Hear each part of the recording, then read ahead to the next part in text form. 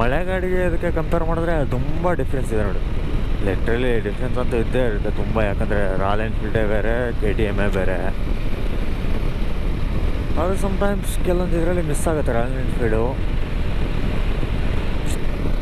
ಇದಂದರೆ ಫೀಚರ್ಸ್ಗಂದರೆ ಇದೆ ನೋಡಿ ಇದು ಗಾಡಿ next level. First thing engine performance. And of course ನಿಮಗೆ KTM ಡಿಫ್ರೆಂಟ್ ಆಗಿರುತ್ತೆ, ರಾಯಲ್ ಎನ್ಫೀಲ್ಡಲ್ಲೇ different. Royal Enfield not for race, ಅಂದರೆ except 650cc vehicles.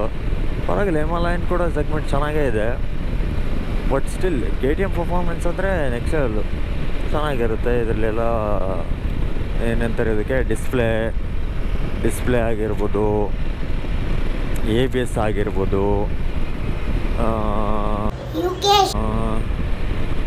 And some more features like quick shifter, traction control ಅವೆಲ್ಲ ತೊಗೊಬರುತ್ತೆ. ಆ್ಯಕ್ಚುಲಿ ಅದ್ರ ಬಗ್ಗೆ ಎಲ್ಲ ಇದು ಏನಂತಾರೆ ಅದಕ್ಕೆ, ಅದಕ್ಕೊಂದು ಐಡಿಯಾ ಇದ್ದವ್ರಿಗೆ ಆ್ಯಂಡ್ ಸ್ಪೆಷಲಿ ಯೂಸ್ ಇದ್ದವ್ರಿಗೆ. ನಾವೆಲ್ಲ ಹೆಂಗಂದರೆ ರೈಡರ್ಸು ಅನ್ನೋದಕ್ಕಿಂತ ಟ್ರಾವೆಲರ್ಸ್ ಆದಂಗೆ ಆಗ್ಬಿಟ್ಟಿದ್ದೀವಿ ನಾವು ಇವಾಗ. ಅಂದರೆ ಇವೆಲ್ಲ ಲಾಂಗಾಗಿ ಹೋಗ್ತೀವಪ್ಪ ಅಂದರೆ ನಮಗೆಲ್ಲ ಫರ್ಕ್ ಬೀಳಲ್ಲ, ಅಷ್ಟೊಂದು ಯೂಸ್ ಇರೋಲ್ಲ. ಆ್ಯಂಡ್ ಕಾರ್ನರಿಂಗ್ ಬೇಸು ಅದು ಕೂಡ ಇರುತ್ತೆ. ಅದಕ್ಕೆ ಇನ್ನೊಂದು ಅಷ್ಟೊಂದು ಡಿಫ್ರೆನ್ಸ್ ಕೂಡ ಅನ್ಸಲ್ಲ ಪ್ರೈಸಲ್ಲಿ. ಒಂದು 50,000-60,000 ಇರಬೇಕಷ್ಟೇ, ಅದು ಬಿಟ್ಟು ಏನಿಲ್ಲ ಅದು. And KTM adventure standard variation, ಇನ್ನೊಂದು ರ್ಯಾಲಿನ ಏನೋ ಒಂದು ಇತ್ತು. ಅವೆಲ್ಲ ನೋಡೋಕ್ಕೆ ಹೋಗಿಲ್ಲ ನಾನು, ಹೋದ್ವಾ. ಆ್ಯಕ್ಚುಲಿ ಗಾಡಿ ಏನೋ ಸಡನ್ನಾಗಿ ಡಿಸೈಡ್ ಆಗಿದ್ದು. First I was think about interceptor 650. Actually continental GT ನೋಡೋ ಕಡೆ, ಬಟ್ ಅದು ಸಿಟ್ಟಿಂಗ್ ಫೋರ್ಚರ್ ಒಂದು ಸ್ವಲ್ಪ ಇದಿದೆ. ಇನ್ನೊಂದು ಗಾಡಿ ಹೈಟ್ ಇಲ್ಲ ಅದು. ನಮ್ಗೆ ಸ್ಪೆಷಲಿ ಏನು ಅಂದರೆ ಚಿಕ್ಕ ಪುಟ್ಟ ಹಂಪ್ಸ್ಗಳು, ಏನು ಅಂತಾರೆ ಅವಕ್ಕೆ, ಏನಂತಾರಲ್ಲ, ತಗ್ಗು ದಿನ್ನೆಗಳು, ಅವೆಲ್ಲ ಫರ್ಕ್ ಬೀಳಬಾರ್ದು ಗಾಡಿ ನನಗೆ ಎಗರಿಸ್ಕೊಂಡು ಹೋದರೆ. ಆ ಥರ ಚೂಸ್ ಇದೆ ಅಲ್ಲಿ ಸೆಗ್ಮೆಂಟಲ್ಲಿ ನೋಡಿದ್ರೆ. I thought it would be better, so choose on this bike. ಫ್ರ್ಯಾಂಕಾಗಿ ಹೇಳ್ಬೇಕಂದ್ರೆ ಈ ಗಾಡಿ ಬಗ್ಗೆ ಏನು ಗೊತ್ತಿರಲಿಲ್ಲ ನನಗೆ, ಇವಾಗಲೂ ಗೊತ್ತಿಲ್ಲ ಬಿಡಿ, ಅದು ಮೊದಲು ಬೇರೆ. ಅಟ್ಲೀಸ್ಟ್ ನಾಚಿಕೆನಾದರೂ ಆಗ್ತಿರ್ಬೇಕಲ್ಲ.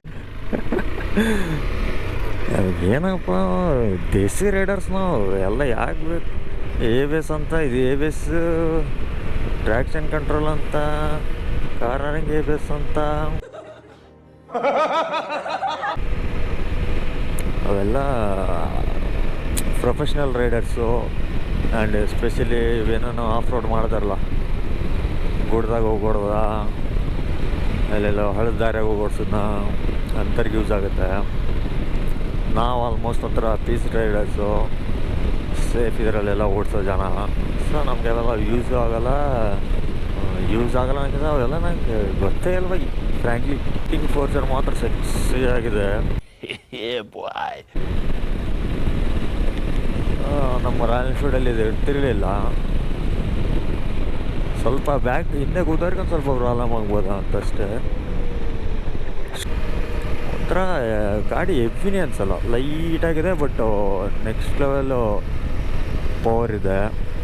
ಅಫ್ಕೋರ್ಸ್ 390cc ಅಂದರೆ ಮಿನಿಮಮ್ ಕೊಡಲೇಬೇಕು ಅವನು, ಅಂಕುಲ್, ಮಿನಿಮಮ್ ಕೊಡಲೇಬೇಕು ಅವನು.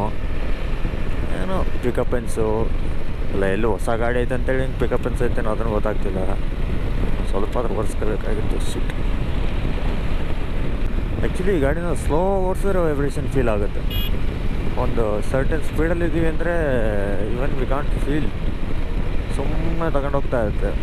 ಇನ್ನಿದು ನಂದು ಅಷ್ಟೊಂದು ಚೆನ್ನಾಗಿಲ್ಲ ಹೆಲ್ಮೆಟ್ ಕೂಡ ಏನಾದರೂ ಒಳ್ಳೆ ಬ್ರ್ಯಾಂಡೆಡ್ದು ಹಾಕೊಂಡ್ವಿ, ಫುಲ್ಲು ಕವರ್ ಮಾಡ್ಕೊಂಡು ಲೈಕ್ ಪ್ರೊಫೆಷ್ನಲ್ ರೈಡರ್ ಥರ. ಅದೇನು ಅದು ರೈಡಿಂಗ್ ಗೇರ್ಸ್ ಅದೆಲ್ಲ ಹಾಕೊಂಡ್ರೆ ಕಾರಲ್ಲಿ ಒಂದಂಗೆ ಇರ್ಕೊಂಡು ಕಿವಿಲೊಂದು ಇಯರ್ಫೋನ್ ಬಿತ್ತು ಅಂದರೆ ಗೊತ್ತೇ ಆಗಲ್ಲ, ಸೈ ಅಂತ ಹೋಗ್ಬಿಡ್ತು ಗಾಡಿ. ಹಂಗೆ ಮಜಾ ಇದೆ ರೈಡಿಂಗ್ ಆದರೂ. ಆ್ಯಕ್ಚುಲಿ ಎಲ್ಲಾದರೂ ಪ್ಲ್ಯಾನ್ ಮಾಡೋಣ ಅಂದ್ಕೊಂಡು ಫಸ್ಟು ಲಾಂಗ್ ಅಂದರೆ ಅದಕ್ಕೆ ಫಸ್ಟ್ ಸರ್ವಿಸ್ ಕೂಡ ಇನ್ನೂ ಆಗಲಿಲ್ಲ. ಇನ್ನು ಇವಾಗ 177 ಕಿಲೋಮೀಟ್ರ್ ಓಡಿಬಿಟ್ಟಿದೆ ಇವಾಗಿನ್ನು. ಸೊ 1000 ಆದಮೇಲೆ ಒಂದು ಫಸ್ಟ್ ಸರ್ವಿಸ್ ಮುಗಿಸ್ಕೊಂಡು ವಿಲ್ ಪ್ಲ್ಯಾನ್ ಸಮಥಿಂಗ್. ಇದೊಂದು ಕಡೆ ಗೇರ್ಗಳಲ್ಲಿ ಸ್ವಲ್ಪ ರಫ್ ಬರ್ತಾ ಇದೆ. ಶೋರೂಮ್ ಅವರೆಲ್ಲ ಕೇಳಿದ್ರೆ ಇಲ್ಲ ಸರ್ ಅದು ಫಸ್ಟ್ ಸರ್ವಿಸ್ ಆಗತ್ತಾನ ಅಷ್ಟೇ, ಏನಾಗಿ ಫಸ್ಟ್ ಸರ್ವಿಸ್ ಆಗತ್ತಾನ ಅಷ್ಟೇ. ಟೈಮ್ ಸೆಟ್ ಮಾಡಿಕೊಟ್ರಪ್ಪ ಅಂದರೆ ಸರ್ ಅವರೇ ಹೇಳ್ಕೊಡ್ತಾರೆ ಸರ್ ನಿಮಗೆ. ರೈಟಾ? ಹ್ಞೂ ಸರ್ ಇನ್ನೊಂದು ಏನೋ ನಂಗೆ ಕೆ ಟಿ ಎಮ್ ಅವ್ರದ್ದು ಇನ್ನೊಂದೇನು ಇಷ್ಟ ಆಗಿಲ್ಲ ಅಂದರೆ ನನ್ನ ಮಕ್ಕಳು ಒಂದು ಅದೇನಂತಾರೆ ಯೂಸರ್ ಮ್ಯಾನ್ಯಲ್ ಕೂಡ ಕೊಟ್ಟಿಲ್ಲ ಗಾಡಿಗೆ. ಬಿಲ್ಲು ಒಂದು ರೆಡಿ ಟು ರೇಸ್ ಅಂತ ಒಂದು ಕವರ್ಲ್ಲಿ ಹಾಕಿ ಆಯ್ತು ನೋಡಪ್ಪ ಬೈ ಅಂತೇಳಿ ಮುಗೀತು. ಸೇರಿದ್ರೆ ಸರ್ ಅಷ್ಟು ಹೆಂಗೆ ಇದೊಂದು ಇಷ್ಟ ಆಗಿಲ್ಲ ಕೆ ಟಿ ಎಮಲ್ಲಿ. ಅಟ್ಲೀಸ್ಟ್ ಯೂಸರ್ ಮ್ಯಾನ್ಯಲ್ ಕೊಟ್ಟರೆ ಇದಾಗಿರೋದು ಚೆನ್ನಾಗಿರೋದು. ಅಂದರೆ ಏನೋ ಒಂಥರ ಇದೆಯಲ್ಲಪ್ಪ ಹಿಂಗೆ ಮಾಡಬೇಕು ಹಂಗೆ ಮಾಡಬೇಕು ಸೆಟ್ಟಿಂಗ್ಸ್ಗಳದಾಯಿತು. ಬೇಸಿಕ್ ನಾಲೆಜ್ ಅಂತೂ ಬೇಕಾಗುತ್ತಲ್ಲ ಗಾಡಿಗಳ ಬಗ್ಗೆ, ಪ್ರತಿಯೊಂದು ಗೂಗಲ್ ಮಾಡಿ ನೋಡೋಕ್ಕಾಗುತ್ತಾ. Around 100 K S R T C 90 ಆಗಲ್ಲ.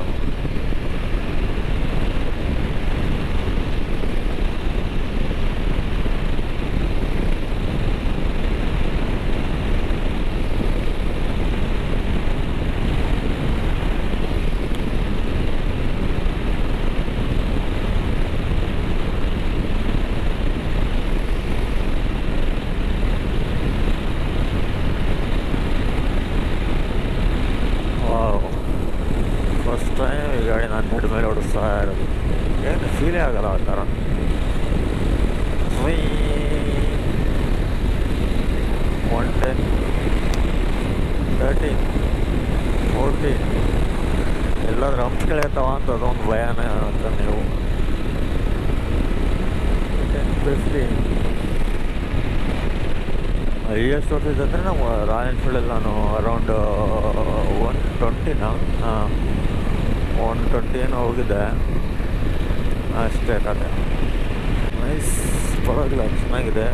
4 ಲ್ಯಾಕ್ ಸೆಗ್ಮೆಂಟಲ್ಲಿ ಅಂದರೆ ನಿಮ್ಗೊಂದು ಸ್ವಲ್ಪ ಅದು ಟ್ರ್ಯಾಕ್ಷನ್ ಕಂಟ್ರೋಲ್ಸು, ಕ್ವಿಕ್ ಶಿಫ್ಟರ್ಸು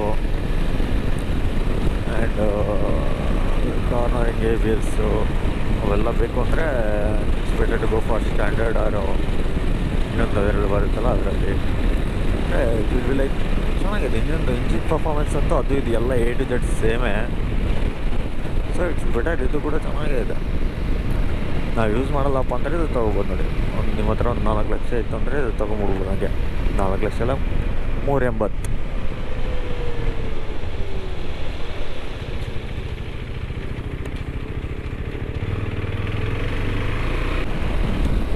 ಏಯ್ಟಿ 90 ಓಡಿಸಿದ್ರೆ ಲೈಕ್ ಐಡಿಯಲ್ ಸ್ಪೀಡು.